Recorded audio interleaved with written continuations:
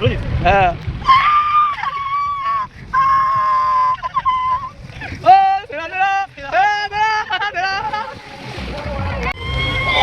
Hello বন্ধুরা, কেমন আছে তোমরা সবাই? আশা করি তোমরা সবাই খুব ভালো আছো, আমরাও খুব ভালো আছি।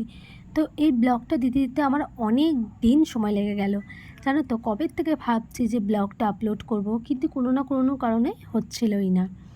তো যথারীতি আজকে আপলোড করছি। আশা করি তোমাদের আজকে আমার এই ব্লগটা ভালো লাগবে। তো আমরা সবাই মিলে যাচ্ছি ওয়াটার পার্কে। আসলে ওয়াটার পার্কে যাচ্ছি এটা কিন্তু আমাদের রাস্তায় ঠিক হয়েছে। আজকে আমার বরেরও ছুটি ছিল এবং আমার যে ভাসুর তিনিও আজকে বাড়িতে ছিলেন। তো কোথায় যাব ভাবছিলাম, তো ভাবলাম তো চলো একটু বাইরে দিয়ে ঘুরেই আসি। তো গাড়ি নিয়েই তো বেরিয়ে পড়া হয়েছে, রাস্তায় ডিসাইড করা হচ্ছে কোথায় যাওয়া যায়। ও আর সাথে ছিল আমাদের নন্দামশাই, হবু নন্দাই, তো তিনিও ছিলেন। তো আমরা সবাই মিলে রাস্তায় ডিসাইড করছি। আর আমার বরের এবং আমার ভাসুরের খুব একটা ভালো ক্লোজ ফ্রেন্ড, তাকেও ফোন করে বলা হলো যে তোকে আজকে কাজে যেতে হবে না, তুই আমাদের সাথে চল ঘুরতে যাবি। তো ও বলছে কোথায় যাবে কি সেটা তো বল। তো বললাম তো চল, তোদের বাড়ির সামনে দিয়ে তুলে নিচ্ছি। তো ওনাদের বাড়ির সামনে, মানে বিট্টু ওর নাম, তো ওর বাড়ির সামনে না খুব সুন্দর নান আর ঘুগনি বিক্রি হয় গরম গরম। তো আমরা সেখানে খাওয়ার জন্য রেডি, মানে সকালবেলায় হট করে বেরিয়ে পড়েছি কোনো প্রোগ্রাম ছাড়াই, তাই সকালে খাবারটাও হয়নি, ওর জন্য রাস্তায় খাচ্ছি। আর খাবারটা দারুণ ছিল। তো এবার আমরা যাচ্ছি, এবার আমরা বেরোচ্ছি। এটা হচ্ছে নীলপুর মোড়। তো এখান থেকে এবার আমরা সোজা যাব ওয়াটার পার্কে। প্রথমে কথা হচ্ছিল যে মায়াপুর যাব, দিয়ে ভাবলাম যে না, মায়াপুর এত শর্ট টাইমে যাওয়া হবে না। দিয়ে কথা হলো যে হুগলি ওয়াটার পার্কে যাব, কিন্তু হুগলি ওয়াটার পার্ক যেতে অনেকক্ষণ সময় লাগবে। তারপর ডিসাইড করা হলো ঠিক আছে দুর্গাপুর ওয়াটার পার্কে যাব। তো আমরা এই যে বেরিয়ে পড়েছি, মানে এরকমভাবে রাস্তায় বেরিয়ে প্ল্যান করা, এটা একটা টেনশনেরও ব্যাপার থাকে, মজা তো তার থেকে বেশি থাকে। টেনশনের ব্যাপার এই জন্য থাকে যে টিকিট পাবো কি না, কটার সময় বন্ধ হয়, এই রকম ব্যাপার। মানে আমরা বেরিয়েছি কত লেট করে, তারপরে পৌঁছাতে 12টা বেশি বেজে গিয়েছিল। তো এই যে রাস্তাটা তো খুবই সুন্দর, হাইওয়ে রাস্তাটা অসাধারণ লাগে। তো এখানে একটু ভিডিও করছিলাম। আর এখানটাতে একটু কাজ চলছিল রাস্তার, এই যে এইখানটায়, এটা হচ্ছে নবাবহাটের ওখানটাতে। হ্যাঁ, এটা নবাবহাটটাই ছিল আসলে। না, অনেক দিনকার ভিডিও তো ওটা খেয়াল পড়ছিল না। এই যে এইখানটাতে একটু কাজ হচ্ছিল। তো চলো এবার সবাই গল্প করতে করতে চলে যাই দুর্গাপুর ওয়াটার পার্কে। আর আমাদেরও বহু দিন ধরে শখ ছিল ওয়াটার পার্কে যাওয়ার। তো অ্যাট লাস্ট এরকমভাবে হট করে হুজুকের মধ্যে আমরা সবাই মিলে চললাম দুর্গাপুর ওয়াটার পার্কে।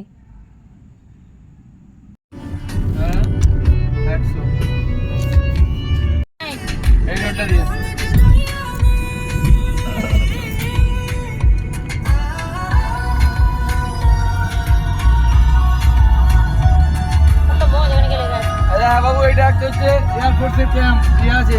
এয়ারপোর্ট আছে এখানে, পিছনে খেলা হচ্ছে। নামি দাও দেখো এখানে এয়ারপোর্ট আছে। তো আমরা সবাই দুর্গাপুর ওয়াটার পার্কের সামনে চলে এসেছি। এবার দাদা কারটা পার্ক করছে। আর আমাদের এখানে না কিছু কিছু মিস্টেক হয়েছে। কি মিস্টেক হয়েছে তোমাদের আমি পরে বলছি। আসলে হট করেই আসা হলো, বললাম কোনো রকম কোনো খোঁজ খবর নেওয়া হয়নি। তো কাউকে সেরকমভাবে জিজ্ঞাসা করা যেহেতু হয়নি, সেরকমভাবে প্রথমে বুঝতে পারিনি। তো আমাদের একটা ভুল হয়ে গেছিলো। তো ফার্স্ট আমরা যখন এসেছি তখন আমরা জিজ্ঞাসা করলাম যে এন্ট্রি ফি কেমন, তখন 100 টাকা করে এন্ট্রি ফি বললো। আর সমস্ত রাইডস নিলে হচ্ছে 700 টাকা। আর সমস্ত রাইডস যদি আমরা না নিই, বেশি কিছু ওয়াটার রাইডস নিই, তাহলে বোধ হয় 650 টাকা বা 600 সামথিং ছিল। ঠিক আছে, আমার না ঠিক খেয়াল নেই। একটু যারা গেছো আমাকে একটু যদি ভুল হয়ে থাকে একটু প্লিজ কমেন্টে জানিয়ে দিও। তো তারপরেও যিনি টিকিট চেক করেন তার কাছে জিজ্ঞাসা করলাম যে ভিতরে রাইডসের জন্য আলাদাভাবে আমরা টিকিট কাটতে পারবো? তো উনি বললেন হ্যাঁ পারবে। তো আমরা জাস্ট এন্ট্রি ফি 100 টাকা করে টিকিটটা কেটে আমরা ঢুকে গেছিলাম। তো যাই হোক, ঢুকেছি। ঢোকার পর তো মাথায় হাত পড়লো যে না, আমাদের যদি একবারে রাইডসটা নিতাম তাহলে আমাদের সুবিধা হতো। আর আমাদের একটু প্রবলেম হয়ে গেছে। তো আমরা শুধু ওয়াটার রাইডসটা পেয়েছি, একটু অনেকটাই প্রবলেম হয়েছিল, আমরা বাকি রাইডসগুলো নিতে পারিনি। তো তোমরা যারা যাবে নেক্সট টাইম থেকে আমরাও সেটাই করবো, একবারে আমরা টিকিটটা কেটে নেবো। মানে ভাগে ভাগে কাটা যায় না, ভাগে ভাগে কাটলে বেশি খরচটা পড়ে যায়। তো যাই হোক, আমার এখানে ওয়াটার রাইডসও অনেক কটা আছে এবং এখানে কিন্তু জলটা খুব ভালো মতো কিছুক্ষণ পরপরই পরিষ্কার করা হয়। তো আমরা খুবই মজা করেছি ওখানে। সবচাইতে বেস্ট পার্ট যেটা আমার লেগেছে সেটা হচ্ছে ওখানকার কফি। তো এই যে এখানে কফি আমরা নিচ্ছিলাম, তো আমাদের চান ঠান এর মধ্যে হয়ে গেছে। অনেকক্ষণ আমরা জলে ছিলাম, 2-3 ঘন্টার মতো ছিলাম। তো তারপর আমরা ড্রেস ফ্রেস চেঞ্জ করে নিয়েছি। আর এখানে আমরা লকারও নিয়েছিলাম, লকারের জন্য এক্সট্রা টাকা লাগে। তো এই যে এখানে ওরা দাঁড়িয়ে আছে, ওরা মানে আমার ছেলে আর আমার জায়ের ছেলে, ওরা অন্য কিছু খাবে। তো আর এখানে না ওয়াটার রাইডস কিন্তু অনেক কটা আছে। তো চলো ওরা অন্য কিছু খেয়ে নিক আর আমি খাই কফি। আর আমার সবচাইতে বেস্ট কফি লেগেছে এখানকার, বিশ্বাস করো। এত জায়গার কফি খেয়েছি, আমার ছেলেকেও একটু দেওয়ার পর ও বলছে আমি একটু খাবো। তো ওকেও আবার আলাদাভাবে একটা দেওয়া হলো, মানে আমার হাজব্যান্ড নিয়েছিল, সেখান থেকে একটুখানি খেয়ে ওকে আবার দিয়ে দিয়েছে সেটা। আমার দারুণ লেগেছে কফিটা।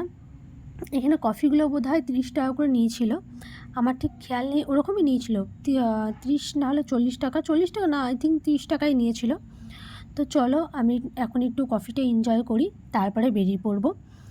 তো এই যে আমরা বেরিয়ে পড়ছি, আমি বেরোনোর পর তোমাদের ওয়াটার পার্কের সামনের দিকটা দেখাচ্ছি, কেন কি আমার ঢোকার সময় খেয়াল ছিল না। এই যে এটা হচ্ছে এন্ট্রেন্সটা, এখান থেকে ঢুকতে হবে। এই যে এখানে তোমার টিকিটটা একবারেই কেটে নেবে। এখানে দেখো সমস্ত কম্বো প্রাইসগুলো লেখা আছে, তো তোমরা আলাদা আলাদাভাবে কাটবে না, তোমরা একবারেই কেটে নেবে। যদি ফুল রাইডটা নাও বোধহয় 700 টাকা করে পড়বে, আমার না ঠিক মনে নেই, বললাম না অনেক দিন আগে এসেছিলাম, 1 মাসের মতো হয়ে গেছে, ওর জন্য আর খেয়াল নেই।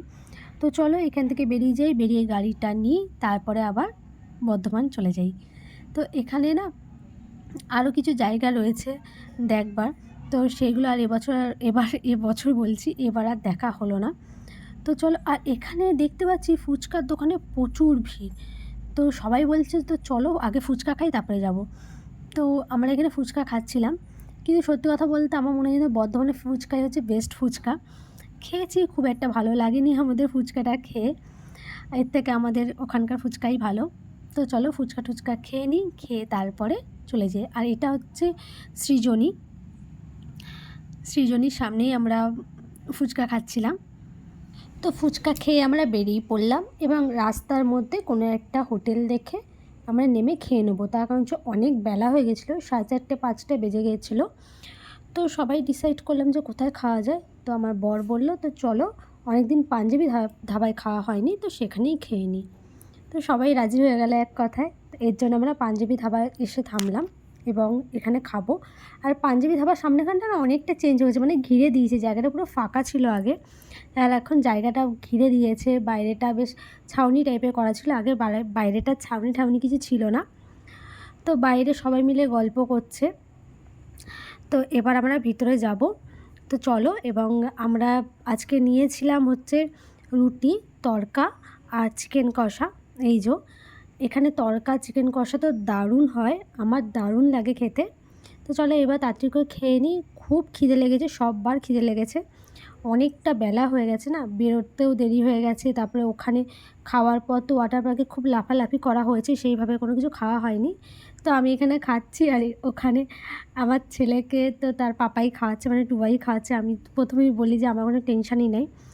আর আজকে অন্যান্য দিনের মতো খুবই সুন্দর লেগেছে খাওয়া দাওয়া, আর সবাই মিলে খুব এনজয় করেছি, খুব মজা করেছি। অনেক দিন পর আবার সবাই একসাথে এইভাবে, আর আমার বর আর আমার ভাসুর তো মানে বহু দিন পর এইভাবে একসাথে ঘুরতে যাওয়া হলো, তার কারণে সময়ই হয় না এদের কারোর। তো আমাদের খাওয়ার পর লস্যি নিয়েছি, পাঞ্জাবি ধাবায় আসবো আর লস্যি খাবো না সেটা হতে পারে? তো লস্যিও তো খুবই সুন্দর থাকে এখানে, পাঞ্জাবি ধাবার লস্যি হচ্ছে নাম করা। তো যাই হোক, ভিডিওটা আর বাড়ালাম না, ভিডিওটা কেমন লাগলো তোমরা অবশ্যই জানিও। যদি ভিডিওটা তোমাদের ভালো লেগে থাকে প্লিজ লাইক করে দিও, চ্যানেলটা সাবস্ক্রাইব করে নিও, এবং আমার কোথায় কি ভুল হচ্ছে প্লিজ কমেন্টের মাধ্যমে জানিও। দেখাবো বাই।